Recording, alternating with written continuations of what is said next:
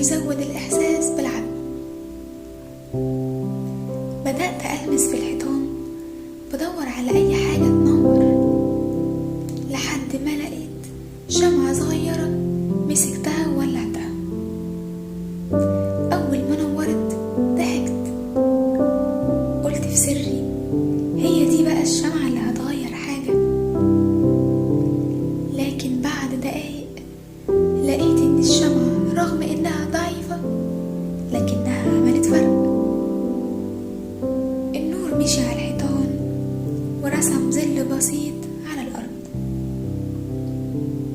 الجو كله بقى أهدى وكأني مش لوحدي. الشمعة الصغيرة دي اللي ممكن نستهين بيها ونقول مش هتعمل فرق كانت كافية تخليني أحس بأمان وسط الضلمة. وأنا قاعدة أبص عليها افتكرت مواقف صغيرة في حياتي، مكالمة من صديق، كلمة تشجيع، حضن في وقت تعب.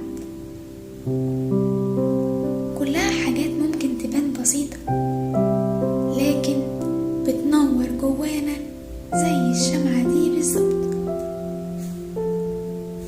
الشمعة علمتني إني مش لازم نكون عظماء أو مشهورين علشان نسيب أثر. مش لازم ننور العالم كله، كفاية ننور مكان صغير حوالينا.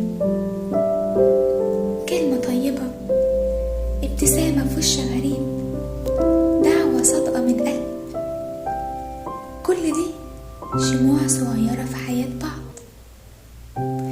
يمكن حد يكون غرقان في عتمة وانت من غير ما تاخد بالك تبقى الشمعة اللي نورت له طريقه. ويمكن كمان لما نفتكر الشموع اللي نورت لنا قبل كده نفتكر اننا عمرنا ما كنا لوحدنا. الحياة مش محتاجة أبطال خارقين، محتاجة قلوب صادقة تعرف تدي حتى لو قليل.